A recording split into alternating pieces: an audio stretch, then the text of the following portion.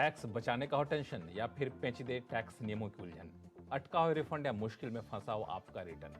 हर मुश्किल सवाल का आसान जवाब है टैक्स गुरु, जहां आप ना सिर्फ अपना टैक्स बचाते हैं बल्कि हम टैक्स की उलझनों को सुलझाने के गुर भी आपको सिखाते हैं। नमस्कार, मैं हूं लक्ष्मण राय और आज आपके सवालों का जवाब देने के लिए हमारे साथ हैं जाने माने टैक्स एक्सपर्ट शरद कोहली साहब। सर, आपका स्वागत है CNBC आवाज में। हमने देखा है कि विदेश में रहने वाले भारतीय अपने घर पे परिवार को, माता पिता को पैसे भेजते रहें, लेकिन इन दिनों विदेश में पैसा भेजने का चलन बढ़ता जा रहा है। अगर रिजर्व बैंक के आंकड़ों को देखें तो पिछले 8 साल में बाहर भेजे जाने वाली रकम में करीब 280% से भी ज्यादा की बढ़ोतरी हुई है। अब सवाल उठता है कि जो लोग बाहर पैसा भेजते हैं, क्या उनको भी टैक्स देना पड़ता है? कोहली साहब, सवाल जायज है कि नहीं? बिल्कुल जायज़ है। और लक्ष्मण, पैसा लिबरलाइज रेमिटेंस स्कीम जो चलती है 2.5 लाख जो 2020 में शुरू की गई थी। जी हाँ, प्रति भारतीय ने स्कीम तो पहले से है, उसकी लिमिट चेंज की गई। प्रति भारतीय प्रति वर्ष आप $2.5 लाख तक एक साल में भेज सकते हो। लोग इसका भरपूर फायदा उठा रहे हैं, पढ़ाई लिखाई के लिए, लोन लेने के लिए, निवेश करने, लोन देने के लिए, निवेश करने के लिए, वगैरह वगैरह। तो देखिए, आप जब पैसा भेजते हैं तो 7 लाख रुपए, लक्ष्मण एक लिमिट नोट कर लीजिए, अगर 7 लाख रुपए से ऊपर की रकम बन रही है, और ये लक्ष्मण इंटरेस्टिंग बात है, 7 लाख जब तय की गई थी $10,000, जब रुपया $1 पे होता था, ये तब तय गई, पर अब लिमिट अभी भी 7 लाख है।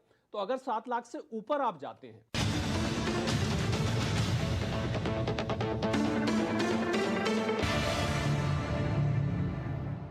ब्रेक के बाद एक बार फिर से आपका स्वागत है। आप देख रहे हैं टैक्स गुरु और आपके सवालों का जवाब देने के लिए हमारे साथ बने हुए हैं जाने माने टैक्स एक्सपर्ट शरद कोहली जी।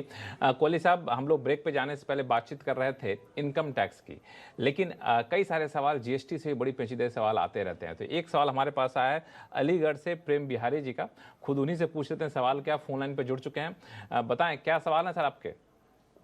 पहले तो प्रणाम दोनों को, और दूसरा ये है कि UPSIDC ये द्वारा डेवलप किए गए इंडस्ट्रियल एस्टेट में मैंने 2020 में एक फैक्ट्री परचेज की थी।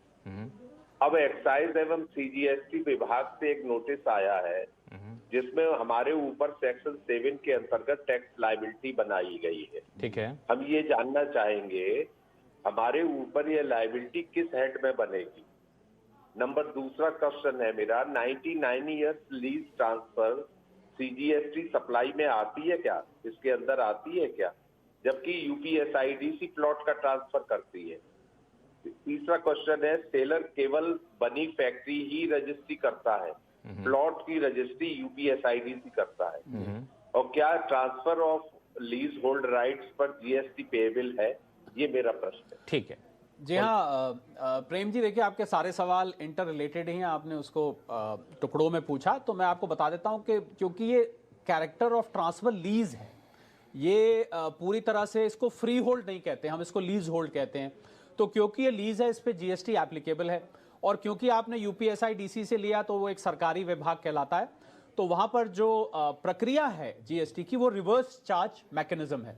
रिवर्स चार्ज मैकेनिज्म का मतलब है कि जो व्यक्ति पैसे कलेक्ट कर रहा है उसको नहीं चार्ज करना, जो व्यक्ति पैसे दे रहा है उसको। तो आपको रिवर्स चार्ज मैकेनिज्म के अंदर आपको प्रेम जी ये GST देना पड़ेगा। नोटिस जो आया है, मैं थोड़ा दिल भारी करके कह रहा हूं, वो ठीक आया है क्योंकि आपके हक में नहीं जा रही बात, परंतु ये आपको देना पड़ेगा। लीज, बिल्कुल ठीक आपने कहा, लीज पे GST अप्लाई होता। अगर ये फ्री होल्ड होता तो फिर इस पे GST अप्लाई नहीं होता, पर UPSIDC लक्ष्मण लीज होल्ड ही करते हैं, 99 साल की करते हैं, पर कैरेक्टर उसका लीज ही रहता है। तो मुझे लगता है कि सिर्फ प्रेम बिहारी जी के लिए नहीं, ऐसे कई सारे लीज होल्डर होंगे, उनके लिए भी ये बहुत काम की बात है कि यहाँ पे GST की देनदारी आपकी बनती है। इनके सारे सवालों को जवाब हो गए? बिल्कुल, मैंने, क्योंकि इन्होंने उसी को टुकड़े को, तो मैंने सारे को इकट्ठा कवर करके एक ही में दे दिया। यही हमारे टैक्स गुरु की खासियत भी है कि सभी सवाल कितने पेचीदे, बड़े आसान भाषा में सारे सवालों का जवाब देते हैं।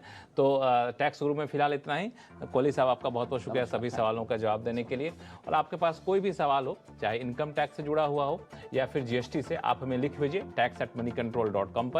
हाँ, आप अपना जब सवाल भेजें तो आप अपना नाम और मोबाइल नंबर लिखना ना भूलें, क्योंकि कई बार कुछ उलझन होती है तो मोबाइल नंबर होता है तो हम लोग आपसे कॉन्टैक्ट कर पाते हैं, सीधे आप टैक्स गुरु से सवाल भी पूछ पाते हैं। तो मोबाइल नंबर जरूर दीजिएगा। और टैक्स गुरु में फिलहाल इतना ही। देखते रहिए CNBC आवाज। नमस्कार।